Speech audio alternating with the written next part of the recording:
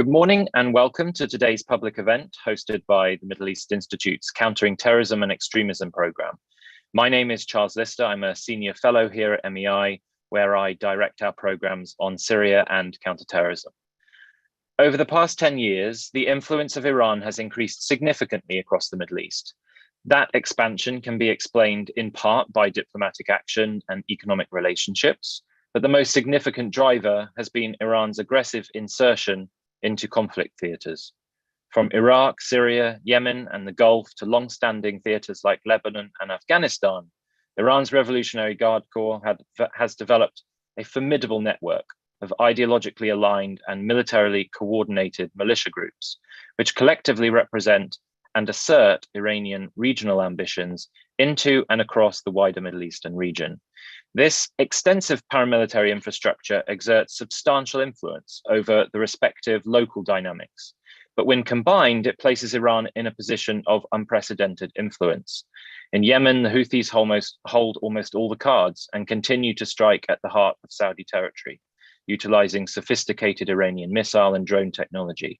In Iraq, Iranian-backed PMUs have achieved strategic sway over parts of the state, and in Syria, they're consolidating a permanent presence, supported by a network of military bases and weapons depots, whose fighters and missiles are pointed squarely at American troops and the State of Israel. And in Lebanon, Hezbollah has evolved into a regional, transnational power in and of itself, now involved in expeditionary operations abroad, training of Iranian proxy allies elsewhere, and facilitating international weapons and narcotics trades.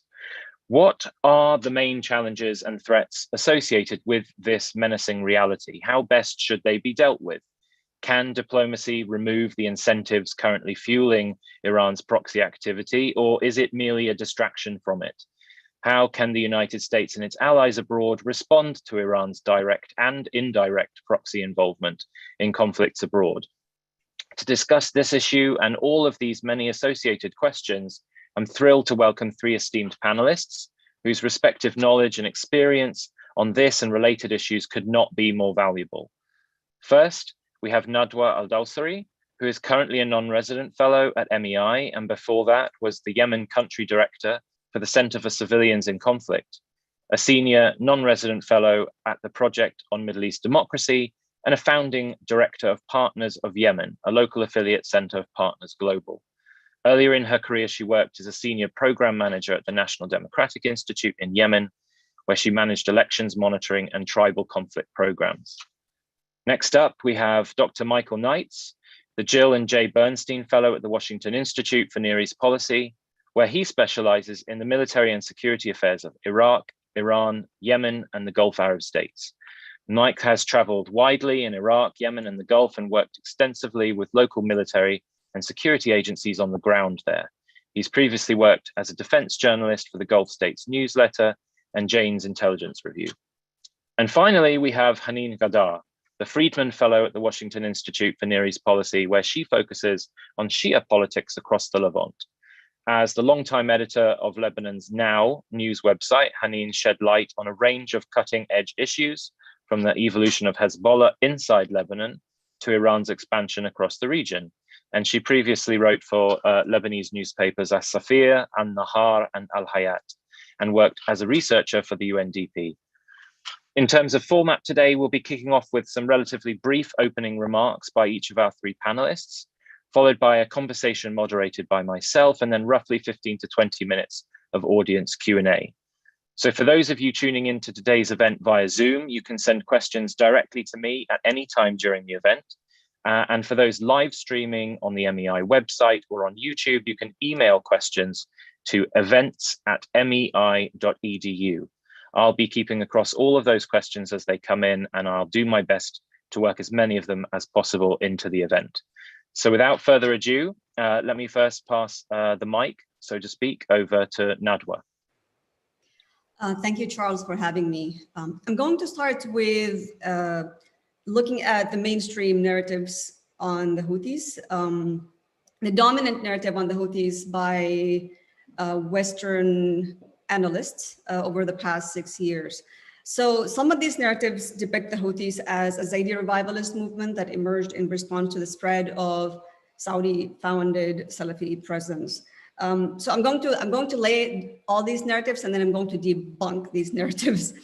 Okay, so some of the narratives say that the Houthis are a revivalist movement that emerged as in response to the spread of Saudi-funded Salafi presence, that they rose in 2004 because of grievances, that they took the capital Sana'a in 2014 because of the government corruption and the decision to divide Yemen into 6 regions without their approval or consulting with them.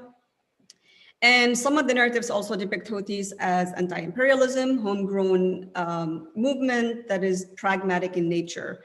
A lot of these narratives have actually depicted the Houthis to the point of romanticizing. And these narratives have been largely misleading, distorting or omitting historical facts altogether in order to downplay Iran's role and the Houthis' connection to Iran. And the purpose is to discredit Saudi concern about Iran's threat in its southern borders. This has been extremely damaging for Yemen, as it did take away attention from the hideous crimes that the Houthis have committed against Yemenis, and also put the blame on everyone else but not the Houthis for their violence. But that's what happens when advocacy shapes research, right? Okay, so the Houthis are not a Zaidi revivalist movement. They're not pragmatist. They are a radical Shia insurgency that is strongly driven by ideology, and they use only violence to achieve political ends. The Houthis are Iran proxy and are part and parcel of Iran's expansionist agenda in the region. They are the result of 40 years of Iran investment in Yemen, 40. Iran actually has done a brilliant job with the Houthis. One can only admire their level of commitment, strategic thinking, and patience. It provided training, support, advice, weapons, and economic support. But at the same time, it allowed Houthis a certain level of independence where they could do things on their own. So the Houthis, again, they're not a Zaidi revivalist movement. They actually a cross between Jarudi and Shia 12ers, thanks to Iran's influence. The Houthi founder, Hussein al-Houthi, along with his father, Badruddin al-Houthi, who was a scholar, and his brother, Abdul Malik al-Houthi, who is currently the leader of the group, spent much of their time during the 90s and 80s in Iran. They studied in Qom. During that time as well, Lebanese and Iraqi Shia traveled to Yemen to teach in learning centers that were run by the Houthi family. Hussein al-Houthi, who was the founder of the Houthi insurgency, was fascinated by and became obsessed with the Iranian revolution. He made it his life goal to import it to Yemen, and you can see that in his lectures and statements. So while the Zaidi revivalist movement had a domestic agenda, which is, yes, to curtail the spread of Wahhabi Salafi education, Hussein al-Houthi and his group, the Houthis, had a regional agenda, which is the fight against the enemies of Islam, which is America and Israel, which is in line with Iran revolution. The Houthi family had a major disagreement with the Zaidi revivalist movement on 2 core issues. One, the revivalists rejected the condition that a ruler should be a descendant of Prophet Muhammad family. Houthi family insists that that should be a precondition for any ruler to be eligible to rule the Muslim Ummah. The second disagreement was that the revivalists were peaceful in nature. Houthis were violent in nature. So in the early 2000s, what happened, I'm not going to go into details because I don't have much time. The Houthi, Hussein al-Houthi, the group founder, he hijacked, militarized, and radicalized the Zaidi revivalist movement, pushing the original founders out. During the years leading to the 2004, Houthis stockpiled weapons, started chanting Iranian revolution in local mosques, which is death to America, and that led to the 6 Sada wars. During the Arab Spring, and that's when you say, Charles, diplomacy is to distract. It's not really genuine. Houthis were part of the, they joined the peaceful uprising in Sana'a. They also took part in the National Dialogue Conference, but at the same time, they expanded by force. They continued to expand by force since 2011. And by 2012, they have captured the entire governorates of Sada, much of the northern governorates of Hajjah, Al-Jawf, and Amran, before even the National Dialogue Conference started. During the current war, again, Iran has supported the Houthis. Hundreds of Houthis received training, military training in Iran and Lebanon by IRGC and Hezbollah elements. Iran supplied Houthis with weapons and helped them develop missile technology and drone technology that, they're now striking hundreds of miles, inside Saudi Arabia, far inside Saudi Arabia. Iran have also helped the Houthis with military strategizing. By 2015, dozens of IRGC and Hezbollah military advisors and experts were in Yemen helping the Houthis. IRGC commanders are present in Yemen. That include Reza Shahlai and most recently Hassan Erlo, who is the Iranian ambassador in Yemen. Both are commanders in Iran's Quds forces. Houthis are also part of axis of resistance. Iran's axis of resistance is official. They acknowledge that. They are proud of it. Finally, I want to say that the war in Yemen did not bring Houthis close to Iran.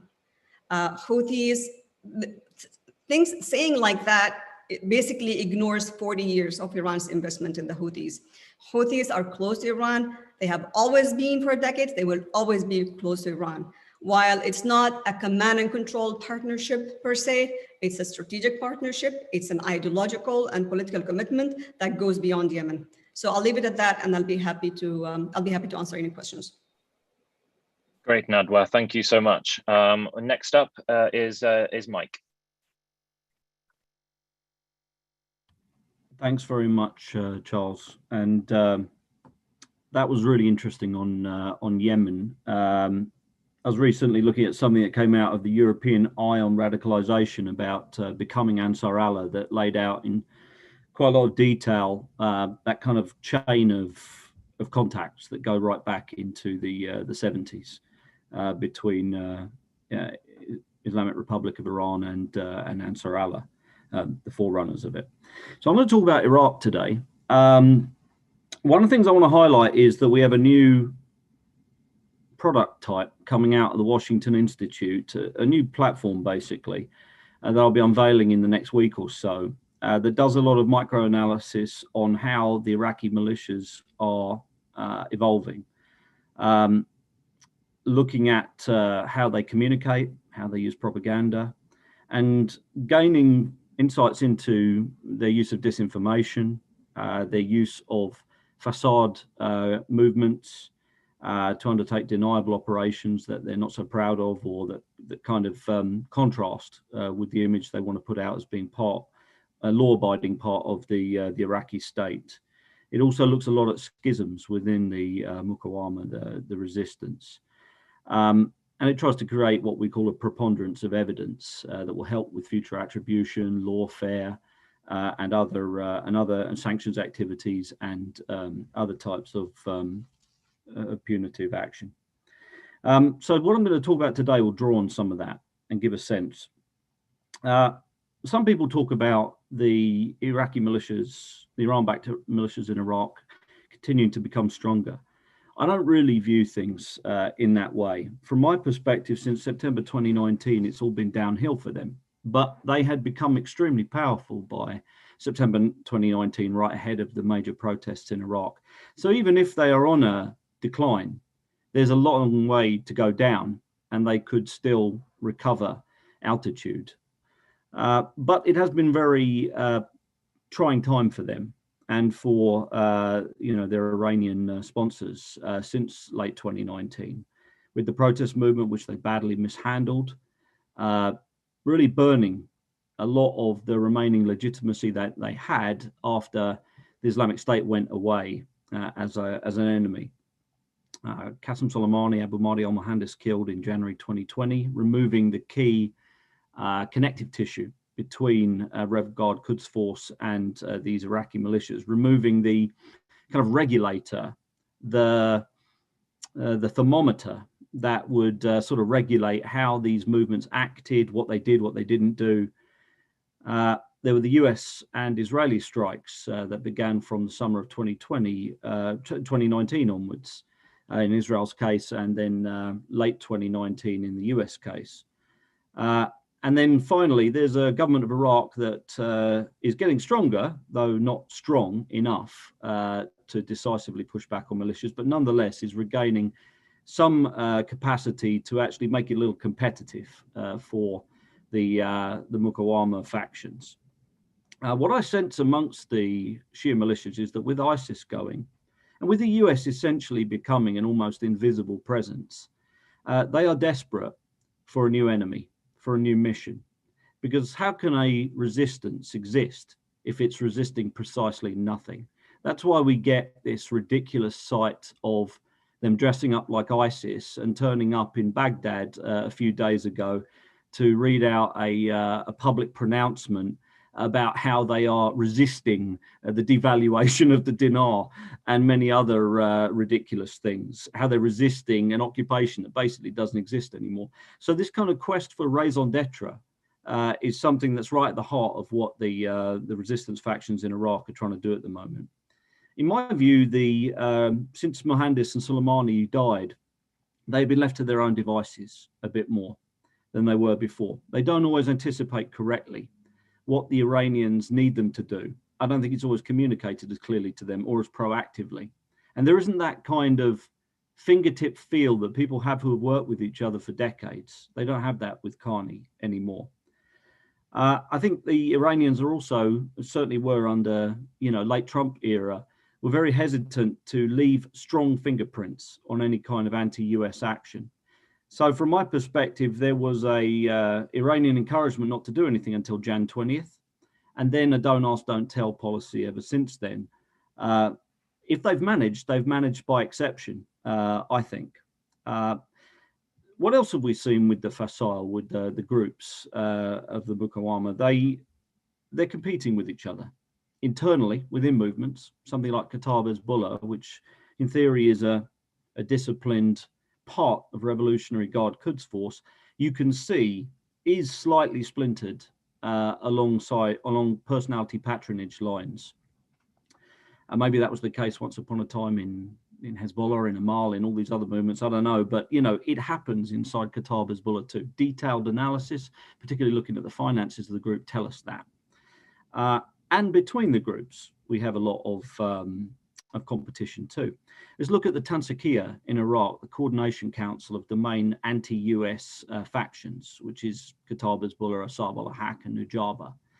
On one side, we really have the Rev Guard Quds Force aligned elements, Kataib and its little satellite groups, Nujaba trying to get into the big time, Saraya al-Jihad, key role in southern Iraq, kind of missile and drone movements particularly, Saraya al-Ashara, key role in assassinations alongside some of the other groups, and ISKI generally being brought back into the fold, reliable old players for the Iranians. And then Asab al-Haq on the other side. Asab trying to compete with these Iranian-backed elements, trying to show it's more Iraqi than they are, trying to show that when they are content to undertake fake resistance against the fake occupation, just the theater of resistance, as we might call it, blowing up tuna and noodle trucks on Iraqi highways, injuring Iraqis and never touching hair on the head of an American, Assad is saying, no, we're real resistance. We actually attack Americans, even if the Iranians don't like it. So we're watching all this with great interest. I think what's very clear is this: Kataib is not that interested in doing real resistance anymore against the Americans. They've moved on. They want to do power projection against Bahrain, against Saudi Arabia, and maybe take the odd swipe at Turkey where they expose themselves. And separately, they're also very interested in putting more and more effort every day into state capture through the creation of civil society operations and institutions. The social operations side, which is growing greatly, and by playing a very important part in the protest space, meaning protest breakers, protest space occupiers, these kind of vigilante type movements, very similar to the Iranian, type elements that we saw in 2009, 1999, whenever there were major protest movements. So, what we can see is that different parts of the Revolutionary Guard Quds Force network in Iraq are being used for different reasons. They are increasing the amount of power projection being thrown into the Gulf states, and I think they're very interested in that as a future role. We can even see different parts of Kataib Hezbollah being more focused on different parts of the potential portfolio, domestic state capture versus power projection out of an Iraqi base. So it's becoming very variegated. It's becoming very diverse. And I guess as a final point, what I can see the Iranians doing increasingly is almost shaving across multiple groups to get the little shavings that they need to undertake individual operations. They'll take a piece from here, a piece from there, a person from there, a recruiter from there, a weapons guy from there, and they'll roll them into things that they want to do. They're not necessarily using entire groups to carry out entire missions anymore. I think they have moved to a method of sort of atomizing good operators that they trust and peeling them off in what the Brits would call an increment to be used, for specific missions. So task organized elements. I'll leave it there, but you can expect a lot more insights to be coming out of the Washington Institute as we begin to publish, increasing amounts of these micro analyses based on new developments within the militia scene in Iraq and Syria. Over. Brilliant. Thank you so much, Mike, and definitely looking forward to seeing some of those products as they come out. Haneen, you're up next. Okay. Thank you very much, Charles. That was extremely interesting. I'm going to go over some headlines, and then I'll be happy to talk about the details during the discussion. I think Hezbollah has become much more comfortable in Lebanon today and in the region.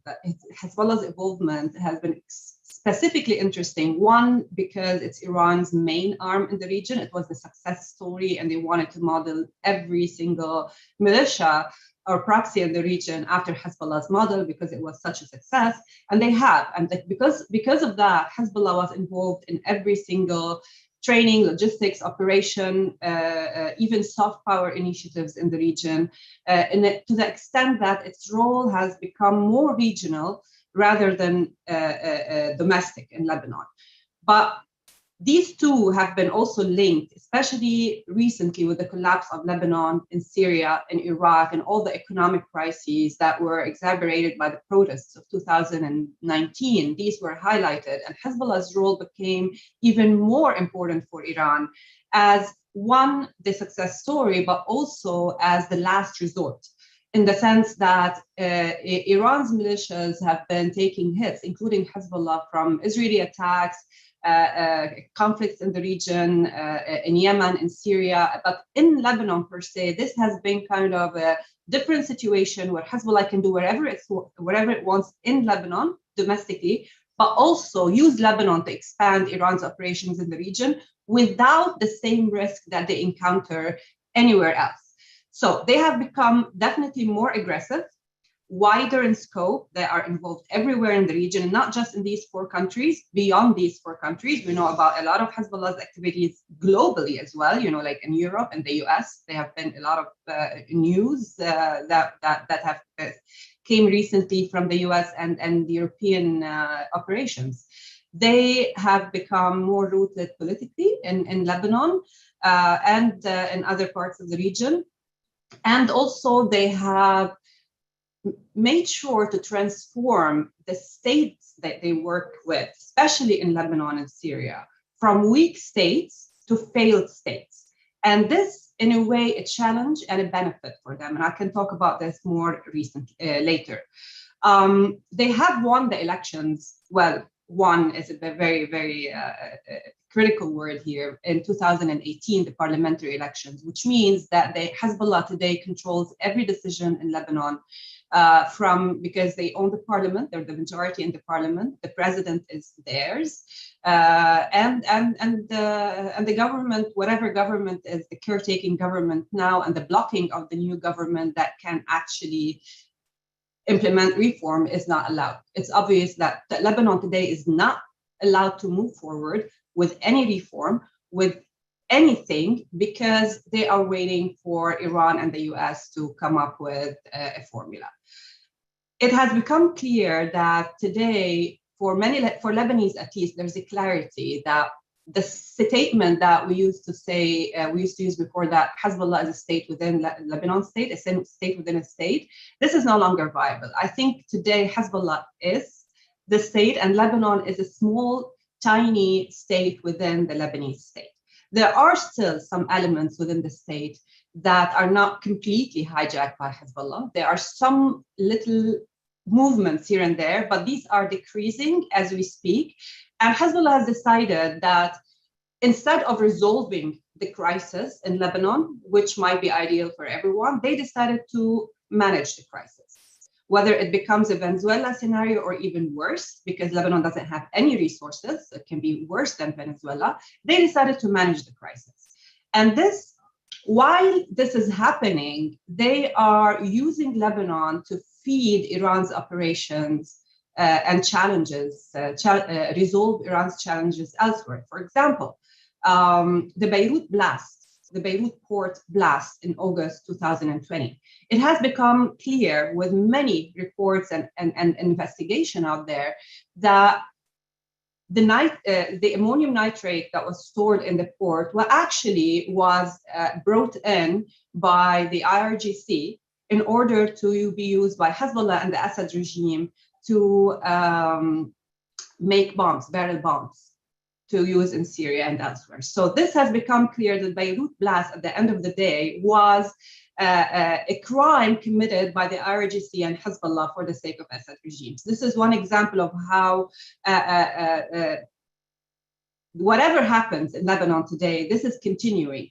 As we speak, we are still witnessing smuggling operations from Lebanon to Syria and to the region, from fuel to wheat to dollars to a certain extent, emptying the central bank's reserves, really like eliminating whatever is left in Lebanon.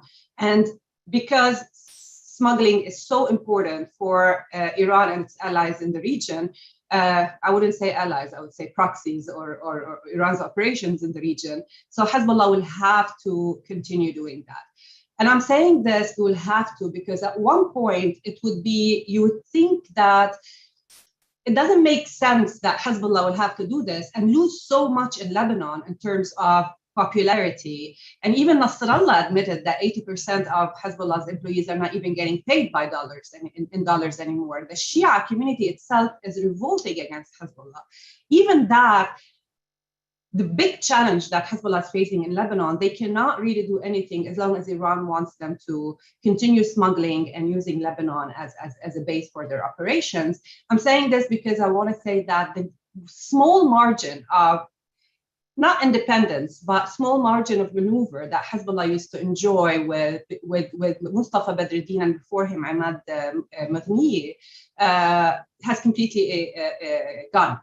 So today, the main decider is Iran. Qasem Soleimani changed that. And when Qasem Soleimani died, this system continued. It's really not the decision of Hezbollah itself. Hezbollah has become completely part of the IRGC, and there's no change. There's nothing they can do. Even within Lebanon, there's the margin of maneuver is gone. But as we see the smuggling, the Beirut explosion, the assassinations that have returned, we cannot forget that they just assassinated Luqman Aslim a couple of months ago, and nothing has been done. Nothing has been done. Accountability, forget it. No one wants accountability, and it's same applies for all the region. It's always stability over change. Always. This is the formula that the region has been offered by the international community. Stability is more important than change, than reforms, than accountability, et cetera, because everyone is afraid of instability. But the problem is that instability is already happening because of financial collapse. So this formula is no longer useful. It has to be changed. For the Lebanese people, there is a clarity. For the international community, the clarity is still not there, that actually, as Lebanon dies, the resistance rhetoric is also dying. Hezbollah, for the Lebanese, it's very clear that they are now the responsible party for the collapse. In 2019, we came with this slogan of Killon Yani Killon, which is all of them means all of them, including Hezbollah. And this was a big change because Hezbollah is included in this. Today, it's no longer all of them means all of them. It's really about Hezbollah. Today, everybody knows who is responsible, and the resistance rhetoric is dead in Lebanon, and it's really a big challenge for Hezbollah. And with this challenge comes a lot of opportunities that can be food for thought for recommendations that we can talk about that later. So I'm not going to continue. I think I exceeded my my time, so I'll stop here. No, thank you so much, Haneen. That was lots of valuable content to dig more into. Before I start delving into audience questions, of which there are already plenty, let me just ask each of you one follow-up, if that's okay, and we'll go back in the same order that we started. So Nadwa, I wanted to ask you a little bit about to sort of place all of your comments into, or more deeply into, today's current context, in which, of course, sat in Washington, there's a great deal of discussion about negotiating peace in Yemen, whether or not Iran's regional activities should be part of a broader nuclear dialogue. Just thinking about all of those things, is the idea of peace negotiations or peace in Yemen something that's really on the cards at this point, with the Houthis holding as many cards as they do? What would that peace look like? And then sort of as an extension of that question, with the Houthis' recent sort of rejection of Saudi's offered ceasefire, what does that really tell us about where we are right now, and what we should all be thinking about when we hear government officials talking about, the need for ceasefire, the need for peace, and what have you? Yeah, there's been a lot of flowery language about the respect for peace and optimism about peace and end of the war in Yemen. The Biden administration is committed to end the war in Yemen, and I did write an article a month ago, showing how, or arguing how problematic that narrative is, ending the war in Yemen. The problem with this is that the U.S. wants to end the war in Yemen. That's good. The Saudis, I think, are exhausted and they do want out. The problem is that the Houthis are not interested in de-escalation. The day after Biden appointed Linder King as U.S. envoy to Yemen and committed to, reduce military support to the Saudis, Houthis escalated both their cross-border attacks, but also their offensive inside Yemen, and they're now threatening the city of Marib, which hosts 3 million civilians, including 1.5 million IDPs. So how can you talk about de-escalation when one side is not really interested in de-escalation?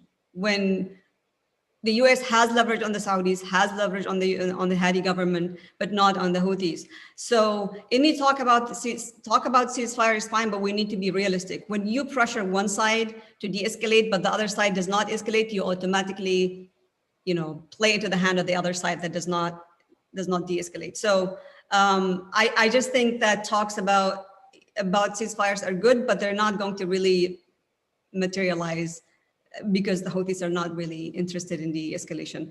Houthis' definition of the war is that it's between them and the Saudis, and they see themselves as the only legitimate actor representing Yemenis. They don't recognize the Hadi government. They don't recognize any other local actor. They call anybody who opposed them as mercenary. So they want the Saudis to stop their offensive, their military intervention altogether. And whatever happens in Yemen, it's none of anybody's business in their mind. So it's problematic because this might lead to empowering the Houthis militarily even more than they already are. Okay, so sound of warning there from Nadwa. Mike, your question comes back to a few of the things that you mentioned. One of them was that I think you singled out Kataib Hezbollah particularly in, I think as you described it, being more interested today in power projection, including into the Gulf. So if you're able to sort of expand a little bit on what you meant by that, and is that an aspiration or is that something that they're sort of actively doing today? And if so, how? And then really just a kind of devil's advocate question for you, when you describe, I guess the PMUs in Iraq as being in decline, And then you also described how Iran seems to be kind of peeling off useful bits of each for a specific purpose. I mean, is there a way in which some of the ways that you've described might actually be a reflection of a kind of consolidation, but in an environment in which the intensity of sort of kinetic action isn't necessary anymore? And that's certainly the reason I ask that, is that's an argument that's been put forth across the border in Syria, whereby you may not see Iranian militias as kinetically active anymore, but they're all still there. And if anything, they're consolidating, but in a different way, in a kind of non-kinetic way. So what do you make of that kind of devil's advocate proposal? Yeah, so I'll take that second one first. So, you know, I never talk about PMU or PMF when I'm talking about negative threat actors, because I don't want to put the whole Popular Mobilization Forces, Hashid al-Shabi, into one basket, because there are elements of them that are going to in time demobilize and peel away. There are elements of them that have worked alongside coalition forces effectively, have worked alongside Iraqi security forces and local Sunni communities. There are also, you know, large Sunni tribal mobilization forces, other micro militias within it. I never talk about them because I don't want to give the Iranians and these kind of resistance elements solidarity with these other elements. So I'll speak specifically about the Fasal, the armed groups of the Muqawama, of the resistance factions. With regard to this group, it's clear that they became too big for the Iranians to handle. It's always been the case with these movements. You know, the Jaish al-Mahdi was too big for Muqtada to command and control. Asab al-Haq was created by Rev Guard Quds force as a splinter. It became large. It is now difficult to control. I think even Kataib Hezbollah went from being, you know, a sort of special operations action arm to being something that had 3 brigades in the PMF, has now got a large civil society movement. It's becoming more like an actual Lebanese Hezbollah, and it's intentionally trying to do that. So, you know, when the Iranians want to use a movement for specific covert operations, they can't use these big, huge movements. They have to always be shaving away smaller increments within them. So let's say you just have part of Kataib Hezbollah's special operations. You have a very small element of Suraya al-Jihad in southern Iraq that maintains custodian. They're the cash custodian for a bunch of drone and missile systems, and they keep the stuff moving around the same way they used to with explosively formed penetrators. So, you know, it's a natural and repetitive thing for the Iranians, once organizations get too big to be operationally secure and dependable, for them to take a little subsection of those same movements and then use them for their most sensitive tasks. And that's really all we're seeing happening at the moment. I do see these groups as being under pressure because, you know, in August and September 2019, they controlled the Prime Minister of Iraq. Abu Mahdi al-Mohandes was effectively the Prime Minister of Iraq. They had absolutely everything they could have hoped for. And since then, they've made a number of unforced errors, or they've been put into difficult positions by Iraqi actors, including by the Hausa, the religious establishment in Najaf. The Shrine militias also have done that. The Iraqi security forces have tried their best, I think. And so they're under pressure. Whereas they were not before, and taking away some of the key coordinating persons, you know, we can see in retrospect, and it was clear to some ahead of time, that Soleimani and Mohandes, too much power had been concentrated in those hands, and they were very easy to blow into tiny little pieces on that day in January 2020, and that removed a huge amount of capability. So there was an over concentration of roles in those two guys. That's not happening now. It's much more spread out than it was before. In terms of KH power projection, you know, Kataib Hezbollah is clearly the key element doing strikes into Saudi Arabia. Those strikes take place. Using the following type of network. There are a set of hides for all of the material across southern Iraq, largely in Maysan province, Wasit, and northern Dikar. There are a set of, there's the Kataib Hezbollah main base complex at Jaffa Saka, south of Baghdad, and they use facilities like Kabul Airport as well when they need a long runway, somewhere that they can control, good conditions.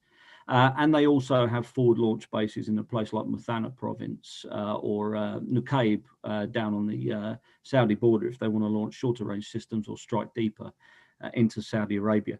This is a system that's now set up and functioning. There are scores, at least, of long-range drone systems, Delta Wing type systems inside Iraq. We don't know if there are longer-range, medium-range ballistic missile systems or very long-range tactical rocket systems like the Badr 1P, but it would not be hard for them to move them in and keep them moving around through shipping containers, through fake fuel tankers and water tankers. This is all within their capability. If they want to do it within a week, they'll be able to do it. And for me, they're also doing mainly out of Maysan province, a larger training operation involving Bahrainis. For whatever reason, they're not pushing the button on this right now. But you can see this is what we would call the fourth generation of Bahraini militia to be trained by the Quds force, Lebanese Hezbollah, and particularly by Iraqi Kataib Hezbollah since 2011. They're not releasing the fourth generation into Bahrain for a reason I don't know yet. Is it because they only want to release them in shortly before becoming active? The longer you leave them in, the more likely they are to be disrupted, like the last three sets of cells, probably. Why haven't they put a major drone system into Bahrain, the same way they have into Riyadh a number of times from Iraq, or against the Saudi oil facilities from Iraq? We don't know. Is it some kind of deal being done under the surface by the Bahrainis? Is it some kind of, are they awaiting something? So, there is largely a drone and missile component, largely drone, to what's being projected out of Iraq into Saudi Arabia, Bahrain. But I think there's also a militant training system that is being held in reserve. And at some point in the future, perhaps, let's say during major uprisings or protests in Bahrain, it could get fed into that environment. Over. Got it. Thank you so much, Mike. And Haneen, I guess my question is trying to pull together a bunch of different and sometimes I think contradictory claims about Hezbollah that you hear these days. I mean, one of them is that US sanctions, particularly under the Trump administration, had such a severe effect on Hezbollah that they were sort of broke and they couldn't pay salaries and they were weaker than they've ever been before, and it was a seriously big challenge to them. And then putting that together with how you described Hezbollah essentially controls Lebanon, it holds all the cards it needs to, and then also pulling that together with what you said, which is despite that they've actually sort of reverted back to being an entirely controlled sort of subsidiary of the IRGC, which again, as you described, it seems to be increasingly preying upon failed states rather than weak states. So I guess my question is, first of all, sort of how do you piece all that together? Are they contradictory, or does all of that actually fit together? And then second of all, particularly that latter description of preying on failed states, I mean, does that actually mean that, notwithstanding Hezbollah's advantage at home within domestic politics, are we potentially likely to see Hezbollah having much more of an impact externally than perhaps we have done for several years at least? Kind of like a new wave of that kind of action, as like what they have done with the Houthis in earlier years. If, for example, negotiations with Iran fail and things continue to tick along in this somewhat escalatory cycle. I guess so. It's kind of like is there a warning that we need to be hearing here? Is Hezbollah primed for that next wave? Yeah, let me start with the second question, which is they're always prepared for the second wave, whether it is so far the Iranians have made sure that Hezbollah is not really involved in the attacks against Israel. that happened from Syria, and they do not retaliate against Israel from Syria or from Lebanon or anywhere. Not because they don't want Hezbollah to retaliate, but because they want to keep Hezbollah as a last resort, because they're the strongest. The strongest weapon is usually kept for the last resort, but also because they know if they use Hezbollah today, they will lose Hezbollah. There is a big chance that they will lose that power. So as the last resort, and literally the last, because with the current situation, Iran is not really capable of rebuilding Hezbollah's arsenal, that many of it is lost. So that's why they're keeping them as it's today's Hezbollah's basically the threat of Hezbollah is stronger than Hezbollah's arms itself. So the threat, it's either using it as a threat, and that has been a strong tool, but that doesn't mean that they are going to actually do anything about it now. That being said, they will if they have to. But they will try their best not to, because we all know if Hezbollah gets involved in a new war with Israel, if Hezbollah gets involved in a regional war against the US or Israel, it will be very dangerous for them. And if Iran loses Hezbollah, it's not like they, it's a small thing that they can recover from. This will affect all of its operations in the region. So Hezbollah today also, to answer your question, is they know that they are powerful enough to launch this war, but they don't know if they are powerful enough to rebuild themselves. Financially, this brings me to your first question. Sanctions did work, not sanctions against Hezbollah per se. The sanctions against the Iranian regime worked against Hezbollah in the sense it makes them very financially vulnerable. Because they are financially vulnerable, this affected their base, the Shia community who were benefiting from them, not the ideological people who are very small compared to the rest, the others. This affected Hezbollah's alliances in Lebanon because also they were benefiting from this financial system. And this also affected Hezbollah's operations in the rest of the region, which are very expensive, especially soft power initiatives like land purchasing in Syria and these things. So yes, they are definitely affected by sanctions. However, and I think the key here is that sanctions can be a very powerful tool, but they are a tool. They are not a policy. And what happened with what we saw with like the power of sanctions, it didn't really bring us to a real result in Lebanon because there was no real policy for Lebanon. It was really sanctions policy. Sanctioning Hezbollah's allies in Lebanon was amazing in the sense that targeting Hezbollah's allies will really target eventually Hezbollah's political structure in Lebanon, because when Hezbollah has the majority in the parliament, what I meant is actually they had the majority in the parliament with their allies. When their allies start to get sanctioned, they will shake. So, but there's no real Lebanon policy. I haven't seen any policy that would push for reforms beyond the threat of sanctions. And today there is an opportunity. Today, Lebanon really is at the last stages before it really collapses and dies.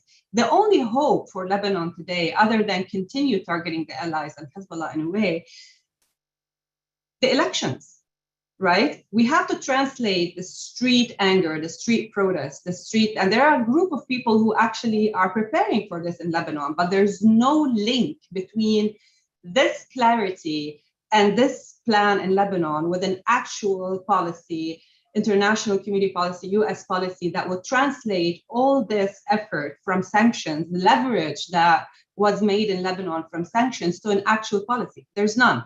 So reforms are not going to be made if there's no policy. The pressure needs to be done, continued, but with a policy of focusing on elections, focusing on reforms, because Hezbollah, at the end of the day, they are powerful because they are protecting every corrupt politicians in Lebanon, whether it's their allies or non-allies. They want the corrupt system to stay because a corrupt system means a weak state. A weak state means that they can be actually stronger. So that's their strategy, and that's how today they are using this corruption system in order to smuggle goods, in order to smuggle ammonium nitrate to the port, causes explosions, etc., etc. And without the judicial system reforms, also there will be no accountability. So that goes also to another. We can go into the details of what can be done in this policy, but I'm not going to like tell you about the Lebanon policy now. But this is, I think, the key. Sanctions alone do not work. And one last thing about the war, I think what's really important today is that Hezbollah has never really started a war without guaranteeing the rebuilding of like the international aid that would come. Even in 2006, they knew that and what exactly would come after the war. Today, with the Syria restructuring the whole region, they know that this is not going to happen, and this cannot be done in their perspective. Got it. Thank you so much, Haneen. We only have 10 minutes left. Time flies when you're talking about Iran. So I'm going to ask each of you roughly 2 questions that have come in from the audience. You can, if you can, relatively swiftly answer them, bearing in mind the time. But we'll start with Nadwa. And I'm kind of combining some of these to try and cover as much as possible of what's come in. One, it talks about some sort of rumors that have been doing the rounds, including on Iranian press lately, that Turkey has plans to dispatch militiamen to Yemen. So I'm being asked to see if you have a response or any thoughts on that. And another question looks at the kind of debate between whether Iran has a command and control relationship over the Houthis, which you, I think, said in your opening comments it doesn't, but more of a strategic relationship. And someone in the audience has asked about the Houthi drone attacks on Saudi, and therefore are actions like that something that Iran can choose to switch off, or is that a Houthi decision that would have to be made? Right. The question on Turkey, I just think it's not true. And even if Turkey wants to send militiamen to Yemen, and Turkey, of all the countries in the world, knows very well what it means to be involved militarily in Yemen. It has had that sting before. Where would the troops go? Would they parachute to Yemen? I mean, the Saudi-led coalition controls all entries to Yemen. I don't think Turkey has much interest to be involved militarily in Yemen. With regard to the command and control, the relationship between Iran and the Houthis, it's not a command and control relationship. It's a mentor and mentee relationship. There is that level of commitment and everything, but Houthis have a lot of room they get the training, they get the weapons, they get the support, but then, they do things on their own. Whether Iran can switch that on and off, the cross-border attacks, why would Iran want to do that?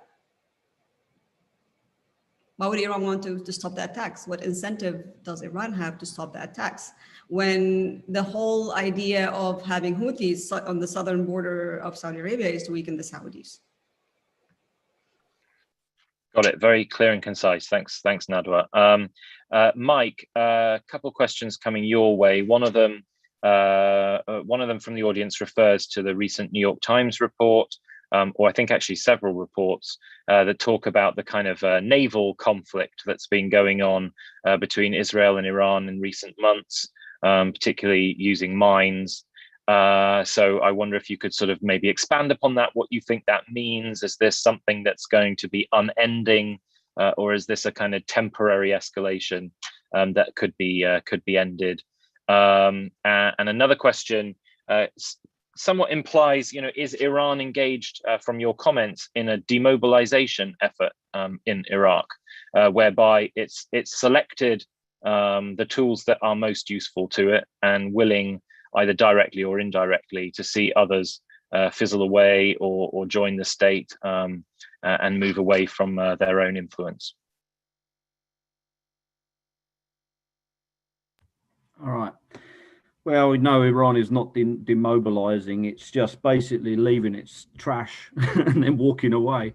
It's a litter bug, as us Brits would have said once upon a time. It's leaving, it might be taking the pieces that it wants to use the most. but it's quite happy to leave a very messy scene of other militias laying around, garrisoning parts of the country they never came from originally, unwilling to get their hooks out of those border crossings and liberated territories. There's no positive way to spin the Iranian role. There's no tidy way to describe it either. They've done as much as they can to wreck Iraq, and they're continuing to do that. They won't lift a finger to help it, and they'll try and suck as much blood out of it as they can. And they've made the militias in Iraq self-financing from their perspective, very smart. But now we've, there's no way to spin it. On the naval conflict, I don't want to get into that because I think it's slightly off our thing here, but this is part of the campaign between the wars that the Israelis talk about. They're now well spun up on hitting the line of supply to both Hezbollah and, at some point later, I would expect Yemen as well. And, and the more Yemen presents a missile threat to southern Israel, and that is coming very, very soon, the more we'll see that campaign between the wars, I would think, extended down into that area. I just want to say one real quick thing about Kataib Hezbollah and the Hezbollah hack type thing, just to touch on what I said earlier. Kataib is happy to do fake versus fake in Iraq. It wants to turn away from hitting the Americans. I think for a Hezbollah hack, they don't have an alternative. They have to have a US enemy, a domestic enemy, because they're not the international, transnational guys. That's why I think they're probably bringing a bit more attention to, to the US than Kataib Hezbollah or Nujaba is. They want leverage. They want to gain the Iranians' attention. They want to be awkward unless the Iranians give them enough attention. Ultimately, there's a lot of schisms within the movement, and just reading some of the questions on the Q&A, that's where the difference is between them. Got it. Brilliant. Thank you so much, Mike. And then Haneen, with the last 2 or 3 minutes, I'm going to throw 3 big questions your way, but I think they're all more or less related, which is kind of looking at the domestic situation in Lebanon vis-a-vis Hezbollah. One of them asks about having said that Hezbollah controls Lebanon's policymaking, does the China-Iran Strategic Cooperation Agreement and the recent visit of Hezbollah leaders to Russia mean the prolongation of the stalemate for the formation of a new government? Another question says, with Hezbollah never getting more than 10% of the vote since 1992, their power relies heavily on alliances. If the alliances were to break for whatever reason, how would Hezbollah navigate that new landscape? And then the third question, says that knowing that the US will not start negotiating with Iran about the JCPOA before Iran's elections, this presumably means nothing will happen in Lebanon until the US-Iran negotiations take place. So how do you see the economic, social, and political situation in Lebanon folding out from there? And you're muted. Sorry, I was saying I have 3 minutes to answer all that. I can't. This is really difficult, but I'll try. Regarding the how Lebanon is being used as a bargaining chip by Iran and Hezbollah, that's why every single effort to form a government today is done. So it's just a matter of delaying and managing the crisis until something else comes up. So this really is important because whatever happens during the negotiations for the revival of the deal, it needs to take this into consideration because this is exactly what is important for them. Lebanon is being put in a very dangerous trajectory because they are hoping that a new deal would give Hezbollah, Iran, and eventually Hezbollah financial relief, which will make their Lebanon their real stronghold. So if an Iran, this really depends on how the deal will unfold, right? If the deal unfolds in a way that would really discuss what Hezbollah's role in Lebanon is in the region and does not really give them the leeway to control Lebanon and the region more, then they will have to compromise and move forward. Now they don't have to because they still hope that the new deal will give them financial relief and more power. So this is a very important conjunction here, and this is why we need to, put this in perspective. Domestically, yes, Hezbollah relies heavily on its allies, heavily, but The beautiful thing is that the protests today, since 2019 until today, which were focused a lot on corruption, but also on Hezbollah as part of this corruption and the point of blame of the collapse, made the street in Lebanon very much aware of this alliance and very much aware of the responsibility of this political class, and mainly Hezbollah's allies. If we're thinking about the main corrupt people in Lebanon, it's really Nabih Berri and Michel Aoun Gibran Bassil, basically Hezbollah's main allies. This means even within the Shia community, the Shia street, even if there's no real alternative today, it will develop eventually. This might not affect the election results, but what really will change with the election results, even if we go for the same electoral law, even if we don't see any big changes in terms of civil society penetrating the system, which will happen. But let's take the worst case scenario that nothing is going to change. Still, the Christian street with a weakened Hezbollah Christian ally, this is going to affect the majority in the parliament. So that's why this is something very important. Like if we go into the nitty-gritty details of the domestics. So I think this is major in the sense if we really think elections. Brilliant, thank you. Super concise and pretty much exactly on time, despite the enormous challenge. Unfortunately, we have run out of time. I think we should have allotted a lot longer for tackling so many issues here, but perhaps this is the first of several sessions we can do on this issue. It's clearly not going away. It clearly has implications for so many other policy issues in the region. I think without wanting to run over too much over our time, for now, I'll just say thank you so much to our three panelists. Nadwa, Mike, and Haneen, you were great, tons of insight, so thank you very much. And of course, thank you so much to our audience, who I gather tuned in their hundreds today, so that's definitely a good sign that this is an important issue going forward. So I look forward to welcoming you all again to another of our future sessions, but for now, thank you and